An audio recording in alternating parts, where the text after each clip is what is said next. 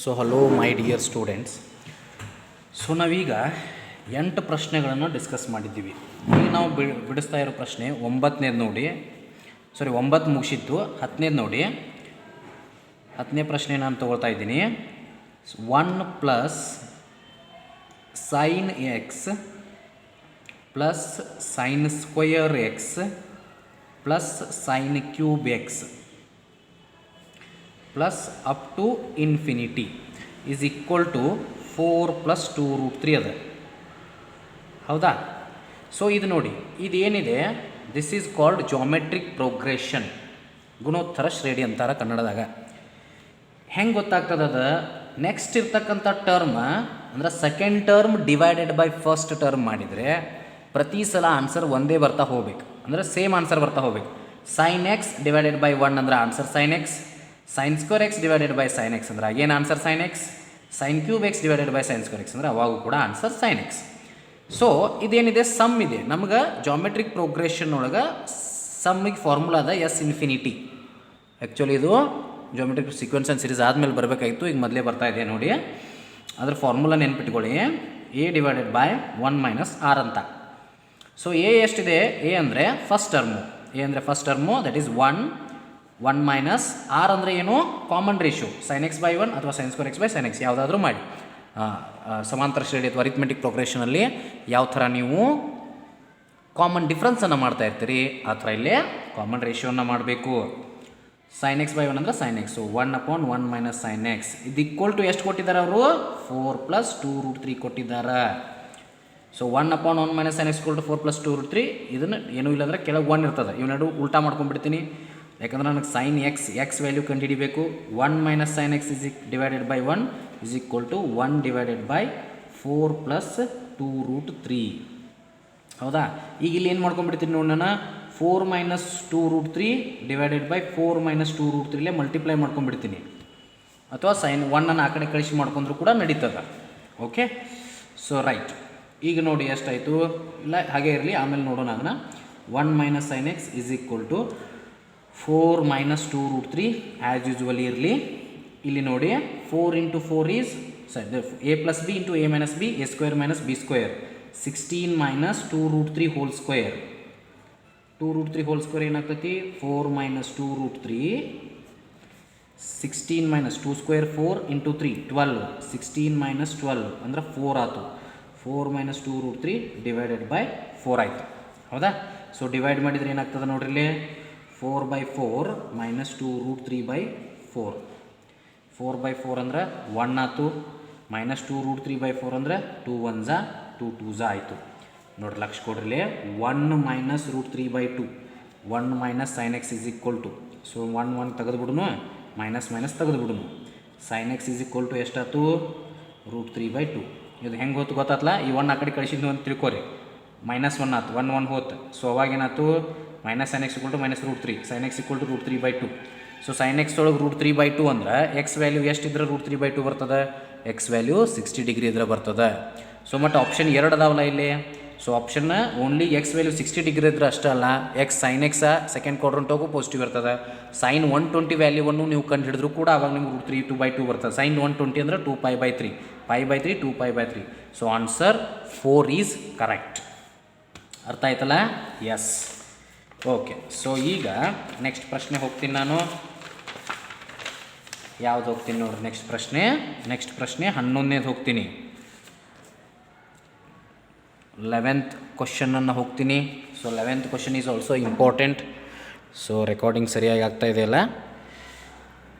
S, 11th question is also important. ಲಕ್ಷ್ಯ ಕೊಡಿ ಇಲ್ಲಿ. 11th ಏನಿದೆ ನೋಡ್ರಿ.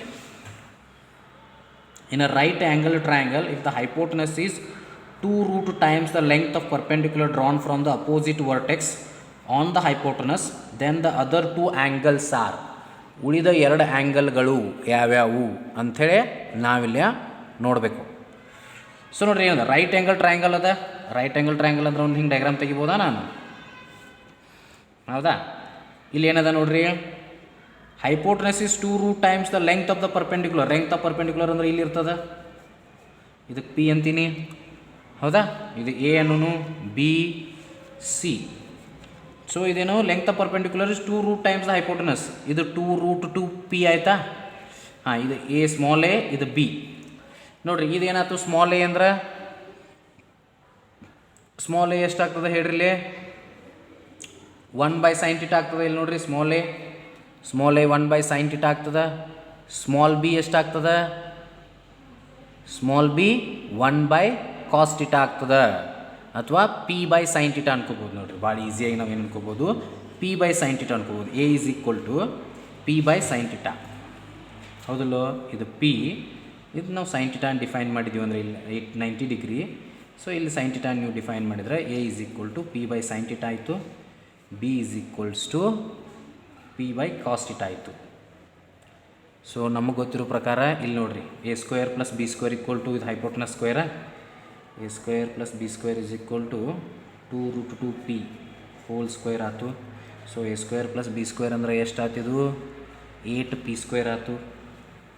2² 2 ಇದು 2 ರೂಟ್ 2² ಅಂದರೆ 2² 4, root 2² 2, 4 2 8 p².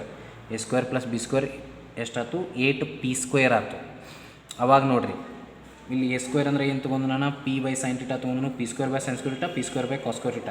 So p² common ತೆಗೆದು ಅಂದರೆ 1/sin² θ plus 1/cos² θ is equal to 8p². So p² ಎತ್ತೂ ಎತ್ತಿದೀವಿ ಅಂದ್ರೆ ಏನು ಉಳಿತು, 1/sin² θ plus 1/cos² θ. LCM sin² θ cos² θ ಮ್ಯಾಗ cos² θ plus sin² θ divided by sin² θ cos² θ is equal to 8 ಆಯ್ತು. ಇದು 1 ಆಯ್ತು. 1 divided by sin² θ cos² θ. So 1 sin² θ cos² θ ಅಂದರೆ ಏನು ಹೇಳ್ಬೋದು ನಾವು, 2 sin² 2 θ ಅಂತ ಹೇಳ್ಬೋದಾ. 2 sin² 2 θ is equal to 8. So that is equal to ನೋಡಿರಿ, so 2 sin² 2 θ is equal to 8 ಆಯ್ತಾ.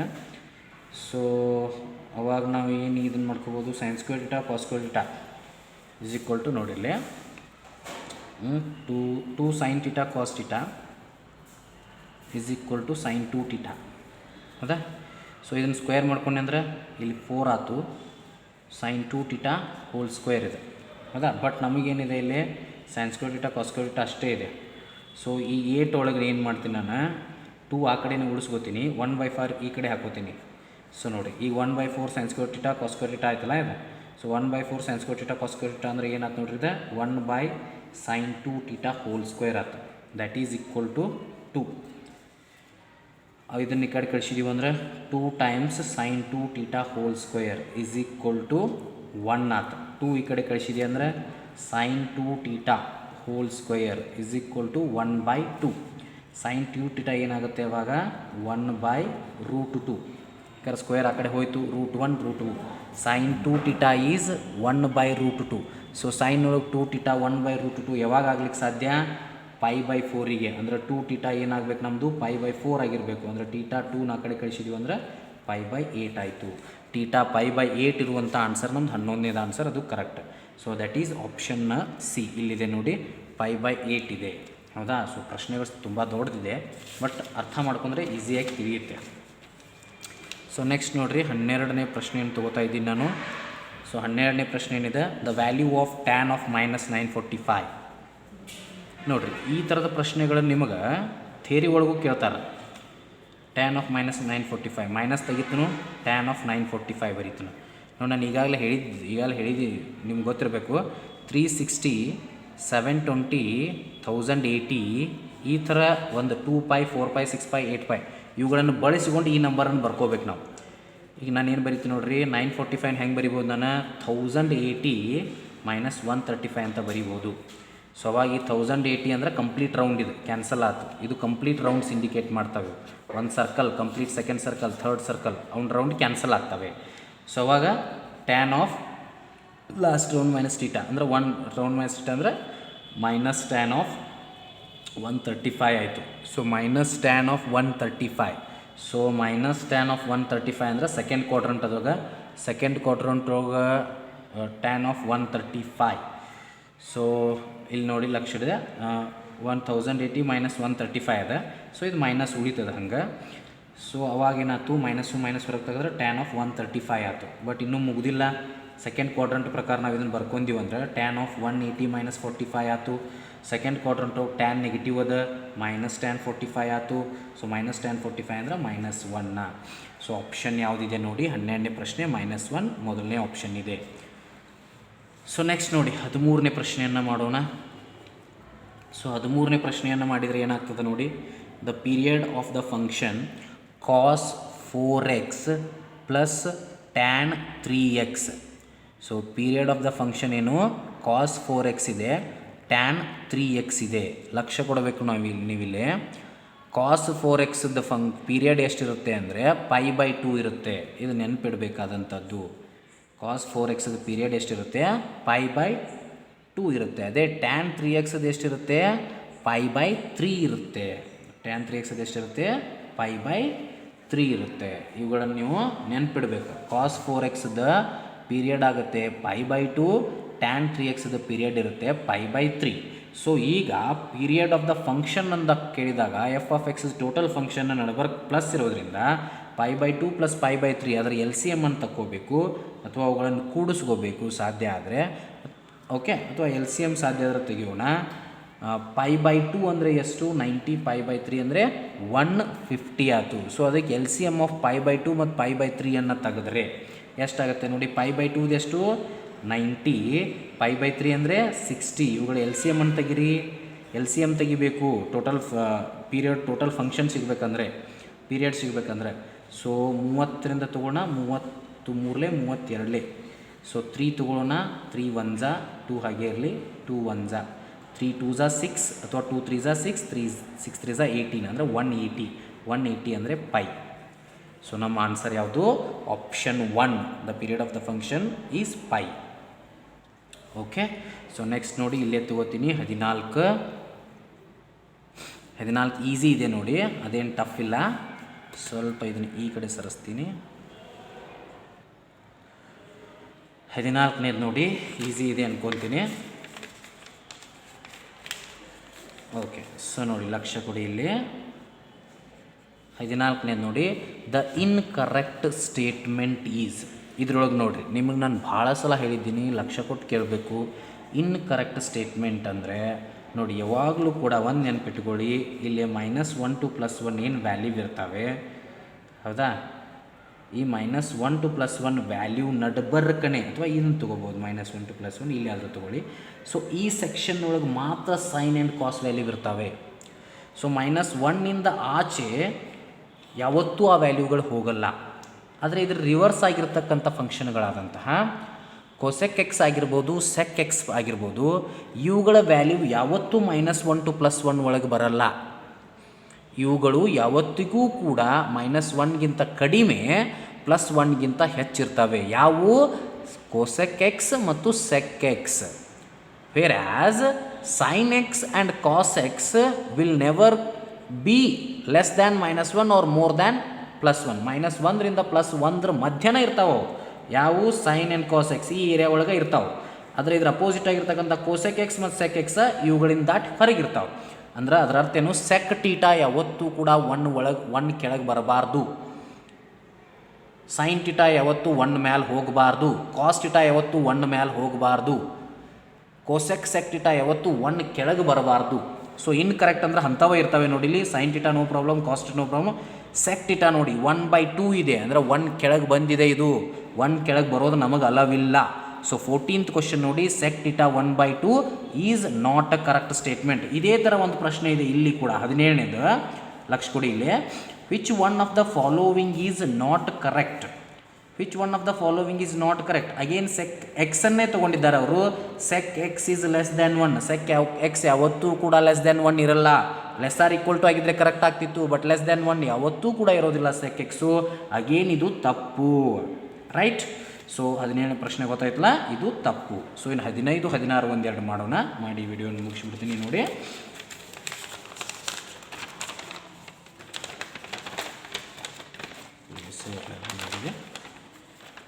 ಸೊ ಇಲ್ಲಿ ಲಕ್ಷ್ಯ ಕೊಡಿ, 15 ಮತ್ತು 16ನೇದ್ದು. 15ನೇ ಪ್ರಶ್ನೆ ನಾನು ತಗೋತಾ ಇದ್ದೀನಿ ಈಗ.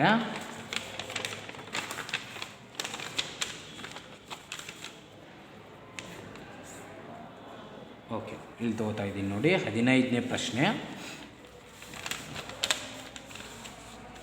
15ನೇದು ಏನಿದೆ ನೋಡಿ ಇಲ್ಲಿ, if the angle alpha is the third quadrant, if the angle alpha is in third quadrant and tan alpha equal to 2, then sine alpha is, ನೋಡಿರಿ ಟ್ಯಾನ್ ಅಲ್ಫಾ ಅಂದರೆ ಏನು, this is A B C, tan ಅಂದರೆ ಏನು, opposite by adjacent, A B by B Sina.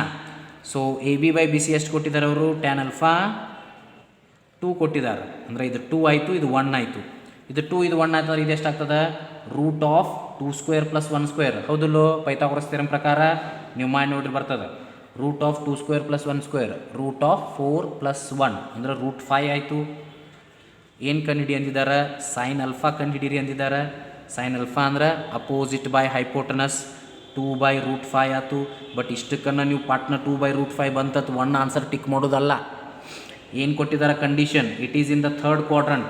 Third quadrant ಒಳಗೆ sine ಏನಿರ್ತದೆ, negative ಇರ್ತದೆ. ASTC rule ಪ್ರಕಾರ first quadrant ಒಳಗೆ all functions are positive, second quadrant only sine is positive, third quadrant is only tan. Tan ಅಂದರೆ ಅದ್ರ ಜೊತೆ ಕಾಟ್ ಇರುತ್ತೆ positive, but tan ಬಿಟ್ಟು ಉಳಿದಂಥ ಸೈನ್ ಆ್ಯಂಡ್ ಕಾಸ್ ನೆಗೆಟಿವ್ ಇರ್ತವೆ, ಅಂದರೆ ಸೈನ್ ನೆಗೆಟಿವ್ ಆಯಿತು. -2/√5 ಆನ್ಸರ್ ಒಳಗೆ ಯಾವುದೂ ಇಲ್ಲ. So none of these is the correct answer. ಭಾಳಷ್ಟು ಜನ ಏನು ಮಾಡ್ತಾರೆ, 2/√5 ಹಾಕಿ ರಾಂಗ್ ಆಗ್ತದೆ. So the correct answer is 4th one, none of these. So last question of this ಏನು video I will be doing. So ಇಲ್ಲಿ ಹಾಡಿದೆ, ಇದ್ರೊಳಗೆ ಮಾಡ್ತೀನಿ ನೋಡ್ರಿ, ಅಥವಾ ಹಾಡಿನ ಸಿಗ್ತಾ ಇಲ್ಲ ನಮಗೆ ಕರೆಕ್ಟಾಗಿ. 16ನೇ ಪ್ರಶ್ನೆ ಏನಿದೆ ನೋಡು.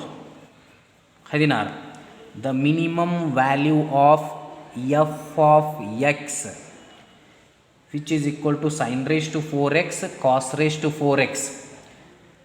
ಭಾಳ ಈಸಿ ನೋಡ್ರಿ ಇದು, ಭಾಳಷ್ಟು ಜನ ಕೇಳ್ತಾರೆ ಇದನ್ನು. sin raised to 4 ಇರಲಿ, cos raised to 4 ಇರಲಿ, sin x + cos x ಬಂದಾಗ ಮಿನಿಮಮ್ ಆಗಲಿ ಮ್ಯಾಕ್ಸಿಮಮ್ ಆಗಲಿ ಸೇಮ್ ನಂಬರ್ ಆಗಿರ್ತದೆ. ಯಾವ್ದು ಹೇಳ್ರಿ, ಎಕ್ಸ್ ಈಸ್ ಈಕ್ವಲ್ ಟು ಎದಕ್ಕೆ ಕಾಮನ್ ಆಗ್ತದೆ, ಈಗ ಸೈನ್ ಒಳಗೂ ಸೇಮ್ ಆನ್ಸರ್ ಬರಬೇಕು, ಕಾಸ್ ಒಳಗೂ ಸೇಮ್ ಆನ್ಸರ್ ಬರಬೇಕಾದ್ರೆ sin 45 = 1/√2, cos 45 = 1/√2. So whether it is maximum ಹೌದು ಮಿನಿಮಮು ಹೌದು ಮೋಸ್ಟ್ ಆಫ್ ದ ಟೈಮ್ಸ್.